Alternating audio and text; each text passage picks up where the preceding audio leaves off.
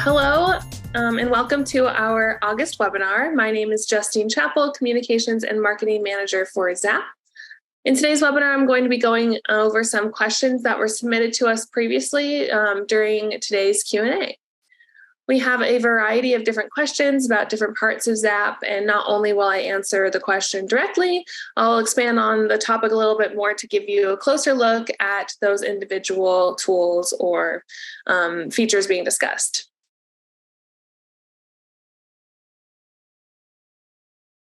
The first question we have today is it possible to limit the number of items or products artists can purchase? The answer to this question is yes and no. You can limit the overall number of products that can be sold, but you can't limit the number of products an individual artist can purchase. So let me talk about what I mean by this. In here, I'm logged in as a ZAPP administrator, and we'll go to our event editor. Going to the product editor tab, this is where you set up all the fees and products. So here under the sold of quantity column, this is where you can set the number of products you have available for purchase. So the quantity can be decreased or increased depending on what's available. Once the number of sold, which is this red number here, has reached the number that you've put into the quantity available, once that is all sold, the product will be unavailable to purchase at checkout for any artist. So you'll want to set this to the number of products you have available. For example, if you only have a certain number of corner booths versus a small booth, you would put those numbers in there. Now, I feel like the question when this was asked was asking more about artists and whether or not you can limit whether or not an artist can purchase one product over another or can only purchase one of a certain product. And the answer to this is no. You cannot limit the number of specific artists can purchase the product. Once an artist has the ability to purchase any of the products, they can go in and set the number of quantity set the quantity for how many products they're purchasing. So in order to combat, folks purchasing too many of a product, or maybe if they're only allowed one booth over a different type of booth, in order to do that, you'll just have to be very clear in both your event summary here. So when you put in the event summary, or actually more so the general information or the rules and regulation, you want to be very clear to the artist that they cannot purchase any additional products, or that there is a limit to the certain products that they can purchase. So make sure you're very clear about that in your information. You can also be very clear about that when you notify the artist of their jury result, letting them know that they're invited to the event and they can go in and purchase their booths. You want to be clear in that communication that they're only supposed to purchase however many of a certain product or any limitations you have. So that's a little bit about limiting the number of items and products.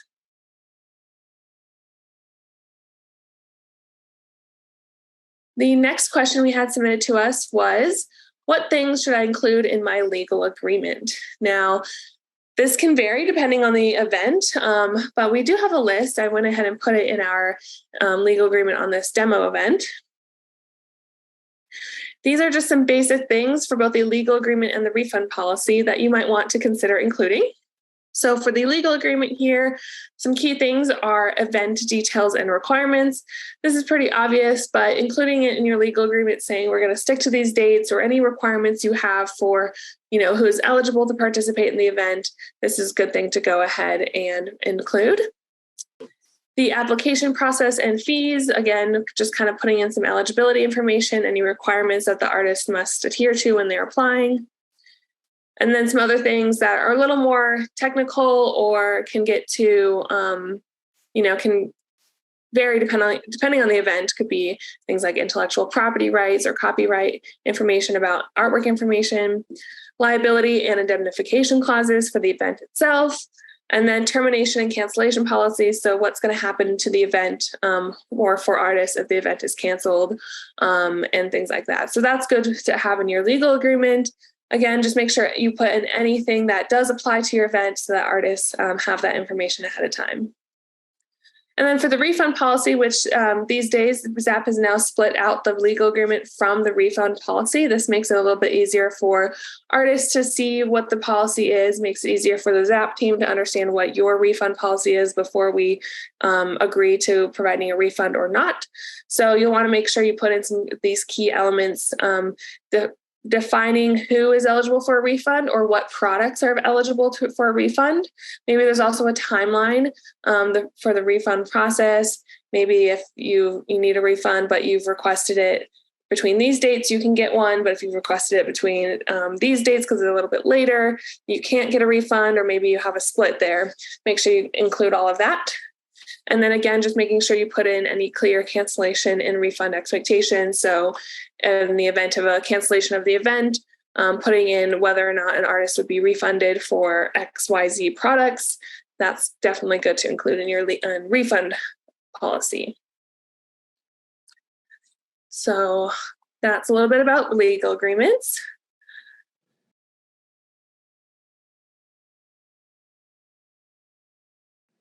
The next question we have submitted is, how can I stay more organized with my applications, and what tools can help me keep track of artists better? So let's go back into event management here. I'm going to talk about the entire event management page and kind of show you all the tools that you have at your disposal to organize and manage applications. So in the event management page, this particular event only has 7 applications submitted, but assuming you're dealing with hundreds, a lot of these tools can help you. So the first thing we have here, what I went ahead and did was locate the applications all grouped right now in the confirmed status, but I'm going to pull up this table to show you. The first thing that you can do to kind of notate applications to keep them organized is using tags. So on the right-hand side of the table editor, you can create tags. And these are just supposed to be short phrases or words to describe or organize the application. In this little example here, we've got one called food truck. So if any vendors apply that aren't artists, and I know that they're a food truck, maybe they're more of an apparel, and I don't have a medium category set up for that, I can add that tag there. And you see, I just kind of created a tag, and I clicked add, and that created the tag. And then if I remove it, click the X, it removes the tag. You can have up to 3 tags per application, including, and then in addition to the 3, you can have a deposit tag. The deposit tag looks like this, and this actually gets automatically added to the application if the artist purchased a deposit product. So if you have a deposit set up in your product editor, maybe for a booth deposit, an artist purchases that, the artist then gets tagged in their application with the deposit tag. You see we have some other tags on here too. The other thing you can do with tags is if you are ever communicating with artists and you want to communicate just to the specific batch based on their tag, if you come to the event communication page and you click on confirmed or whichever status they're in, you can say, do you want to filter them? And you can say include or exclude tags. So you can say include only, let's say I just want to email my food truck folks, and I would click that tag. Any tags you have will appear here, and you can email just that batch of those artists. So you can further filter out your communications based on tags as well. And the next thing I was going to mention is flags. Those ones are more just on and off. So you can flag a specific application, and basically you'd have to determine with yourself or with your team what that means. But it's kind of best for one-off cases, maybe something you have to return to. This is also something that you can filter by. So if you get rid of all the rest of these and just filter by anyone that was flagged, you can do that. Oh, show only flagged or unflagged. I don't think I have anyone flagged right now.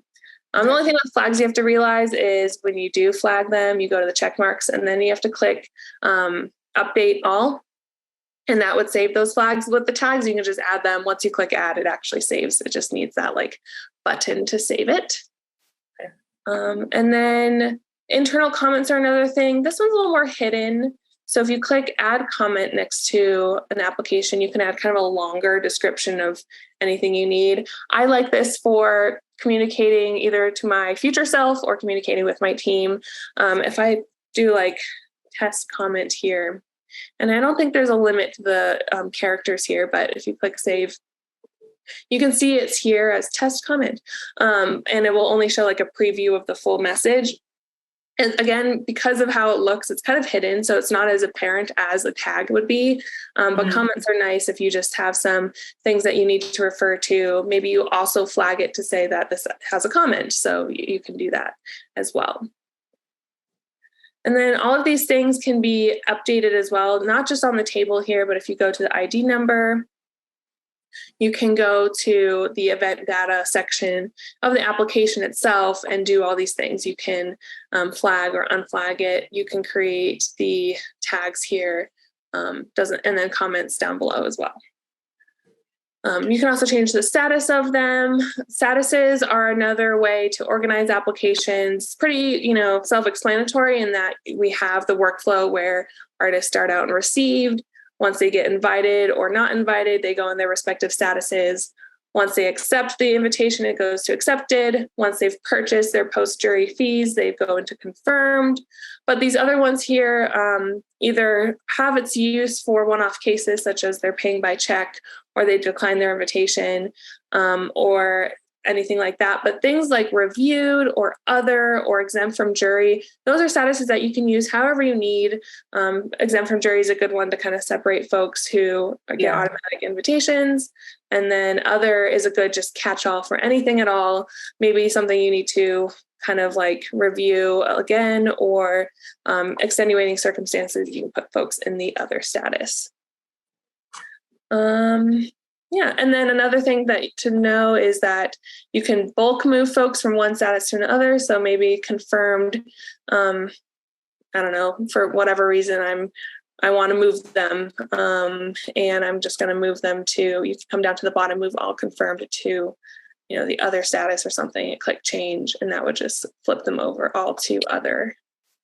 I'm going to move it back so that something else works later on, but there we go. The other thing about this page to know, again, we kind of talked about those filters. You can filter by multiple things at once.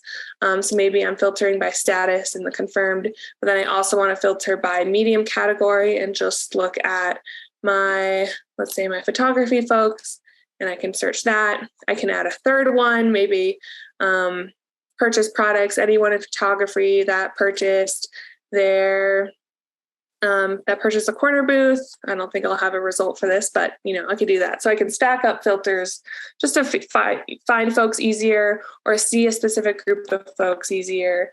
It's nice to be able to search or filter that. You can reset it by clicking reset, and you can also search by specific applications, either by their name, email ID, or transaction ID, application ID, any kind of use you might have for that. You can do the search. And then another neat thing that I feel like people don't see as much is that you can edit the fields that appear on this table by clicking Table Editor. And so you can kind of pick and choose which information is more useful for you. If you don't really need to see their email address, or for whatever reason, maybe payments, maybe you're just kind of in your pre-jury moment and you just want to see maybe what city they're from, maybe you want to see their website. I don't know, you can kind of customize this, and it will change those columns that you see on this table here. So just kind of neat to know. And yeah, that's a little bit about this page. Again, you also have reports at the bottom. Contact shows you like the artist information. Answers shows you the application information. You have a report, PDF report version of that as well. So the reports are really helpful too, to be able to kind of take things offline, save information for later, or quickly access a whole group of information, such as, everyone's emails at once. So that's a little bit about organizing applications.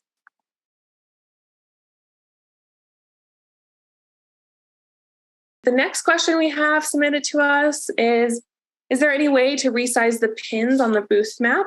So if you don't know, the booth map feature it allows you to assign booths to specific applications. This is under Events Booth Management. Right now, you have to request this feature to be added to your contract. So if you don't already have that, you can email the team or fill out our add-ons form and request this feature. I'm not going to go into it too much right now, but just kind of answer this question and give a broad overview. The booth map allows you to upload a photo or an image of your booth map or your site map, and when you have artists that are assigned to the accepted or the confirmed status, they will appear in this area to allow you to assign them a booth based on the map. So when you're ready to assign, you click Assign Booth, and you get this little cursor that allows you to add it, and then click wherever on the booth you're assigning it to. This is where you assign the booth number. So this is something you can already do without the map, but the map just lets you do both at once. And you can assign the booth number. You can then, by however you want to find the artist that you want to select, you will select the artists. I think mine aren't showing up here because maybe it's because they're already in confirmed. I needed them to be in invited, actually, in the invited status, but change the size of the pins. You can kind of customize the icons that they have, the colors and stuff like that. So it's kind of, if you're a visual person, a good internal tool. Once you assign your pins, it does come in list format, and you have the booth numbers there, and you can just you have two ways to be able to see the booth assignments. So that's a little bit about booth management. You go to Help Center, you click Add-ons, or just email ZAPP Help and say that you want to add the booth map. We have this form here where you can just click, you can fill out the form that says you want to add the booth management feature, and we would just activate it for you. So you would see it under events, and it would be available as another tab here.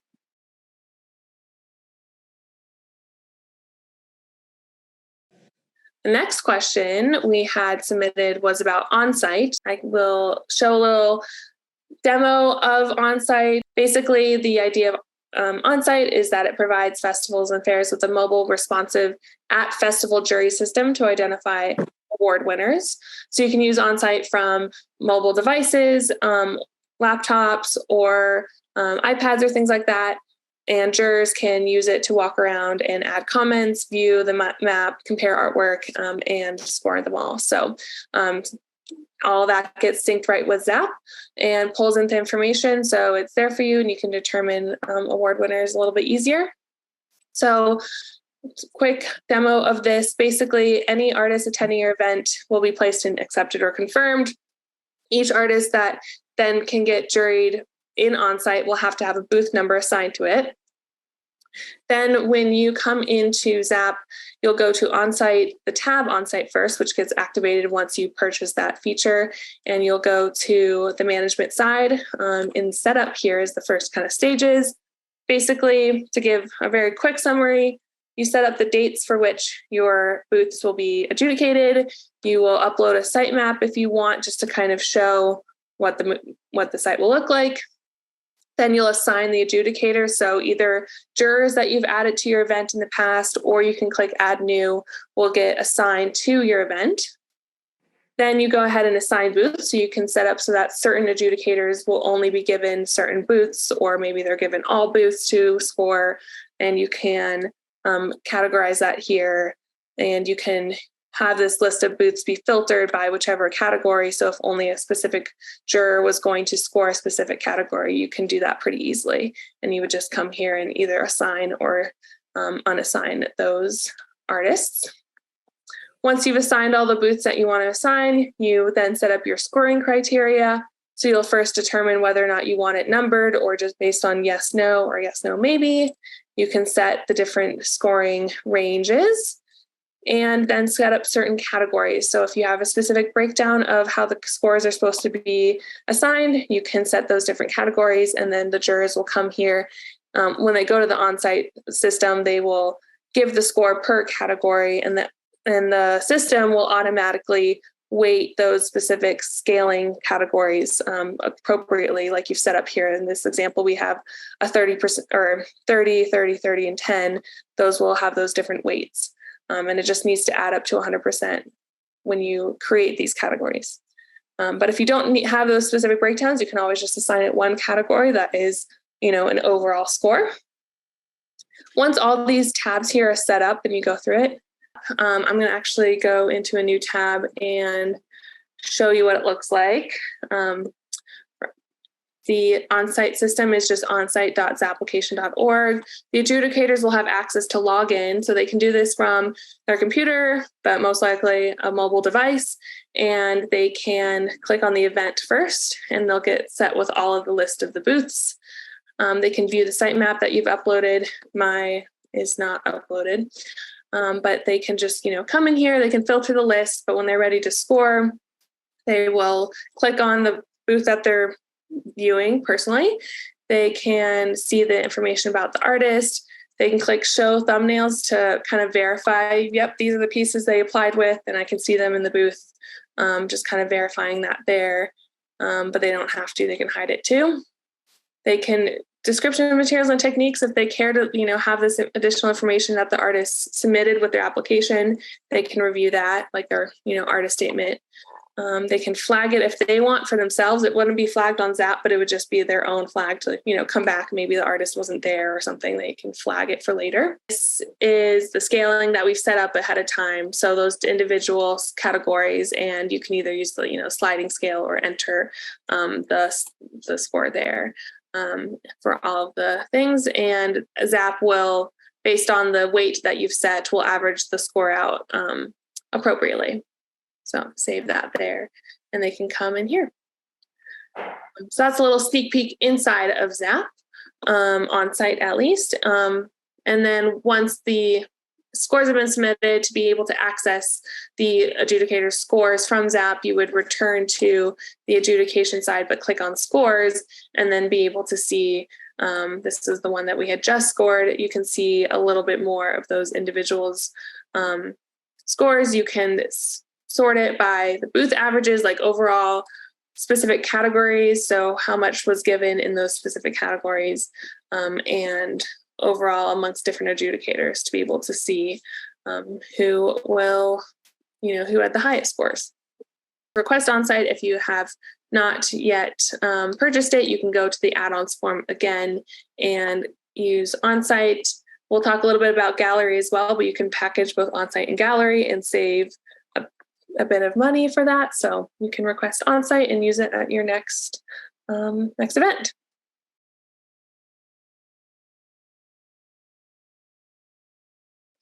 So speaking of Gallery, that's our next question. If you use the Gallery, will it stay live after the event is over so people can reference it? And the answer to that is yes. We've actually now made it available so that even if your event gets archived and you're done with it on the back end of ZAPP, your gallery still remains publicly viewable. So you can go to events management. If you've requested the gallery and purchased it, you will see this in your event editor, a new tab called Gallery Details. And if you don't know what the gallery is, basically it takes any artist in your accepted or confirmed statuses and displays their name and their artwork more specifically on the gallery, which I'll show you in a second, and you can view it. You can view it, artists can view it, patrons can view it, and you can share it. And so people can see what artists will be participating in the event. So the gallery details is pretty easy to set up because once it's activated, you just have to put in some information about the event, dates, details of the location. You can put in your website or social media handles. This display checkbox makes it so that it actually will display on the gallery. But if you don't want to display your social media, for example, or you don't want it display when the events took place, you can just uncheck those boxes and click save, and it would update appropriately. You can also give a summary that, just kind of builds the hype a little bit about the event, maybe some other additional information. And then once the gallery is, completed and all the artwork is in there, which happens automatically, you can share it via this URL, or you can embed it in your website. So you can use this simple code, and you just need some basic website editing skills to be able to embed it into your website. And the gallery looks like this, and it just displays the artist's artwork. Any viewers can come in here and click on it and flip through the artwork from that particular artist. It will show them the booth number. This one hasn't been assigned. This one has booth 1, and it'll show them, where they've been assigned so that the patron can come find them at your event. So it's a nice way to be able to publicly showcase the artist, and it will update automatically. Let's say you had a cancellation from an artist and they can't participate anymore. You would then change their status from confirmed or accepted to maybe declined or something like that, in which case they would be pulled off of the gallery. And so it would update in real time. Any updates that an artist makes to their profile, such as their or the artwork information, would update automatically. And the only other thing to note is that artists can opt out of being included in a ZAPP gallery. This is a very public-facing way. So if an artist wanted to opt out of being shown on the gallery for the event, they can update that in their ZAPP profile. But I don't know how many folks use that, but it's just a way so that artists can have control over the information or the images that are being shared. So that's gallery. And then again, so this link would always be available even after the event is over. So if folks wanted to see past year's artists, they can see that.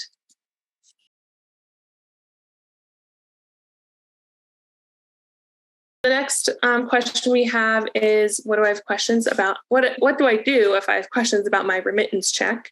We've been getting some questions about remittances in general, so I'm just going to go over a little bit about them. So my suggestion for anyone that gets remittance checks and maybe has a question about the amount on there, the first thing I would do is pull an income breakdown report.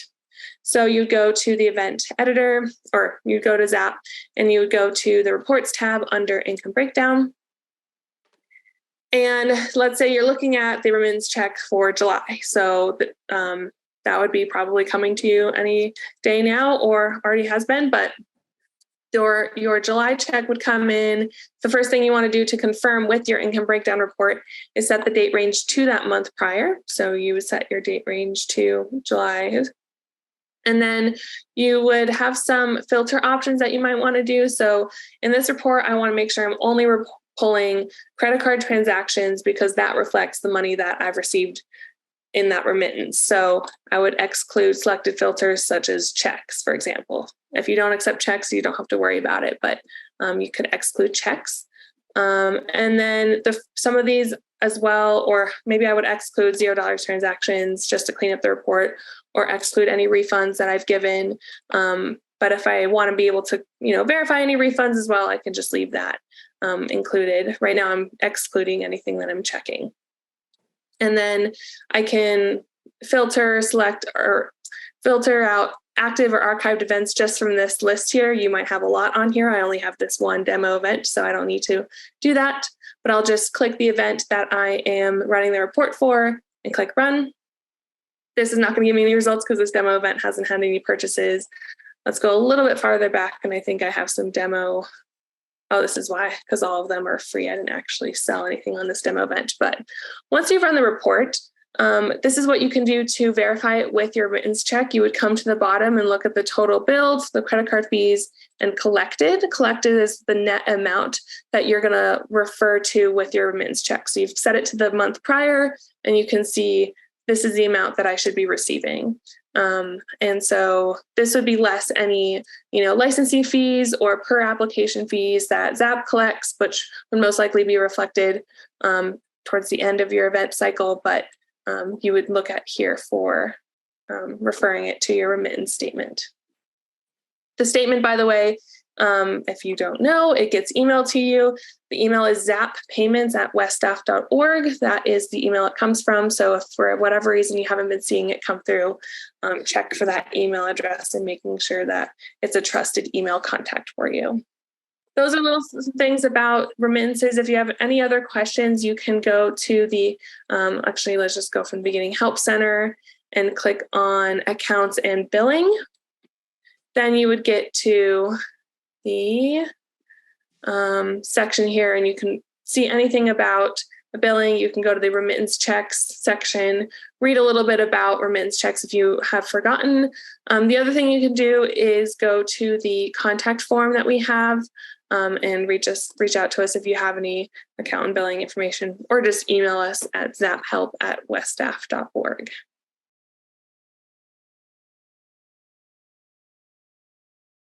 This question is, how do I get my show started for next year? So this is another question that we sometimes get, just, understanding the process with ZAPP if you have only been around for a year or so. But basically, it's pretty simple. Once you're ready to start your next year's event, you'll send us an email, again, zaphelp@weststaff.org, or you'll fill out this contact form and you'll click on renew your account. So in order to set up your next year's event, you need to renew your account with us. You'll fill out this information, or you'll just email us letting us know you're ready to renew. And then we'll send over, within 1 to 2 business days, we'll send over a contract, your renewal contract. The renewal contract now offers those additional add-on options I talked about. So like Onsite, the gallery, booth management, you can request those features at the time of renewal. And then once you filled out the contract, the ZAPP team will process it within 1 to 2 business days, get you your invoice and everything like that, so that the event itself can be added to ZAPP, and so you can start working on it and getting it ready to open applications. So that's how you get your event started for next year. And these are all of the questions that were submitted to us. Hopefully you learned something new, and reach out to us at zapphelp@westaff.org. It's on the screen here if you have any questions. So yeah, thanks for joining us, and hope to see you at our next webinar.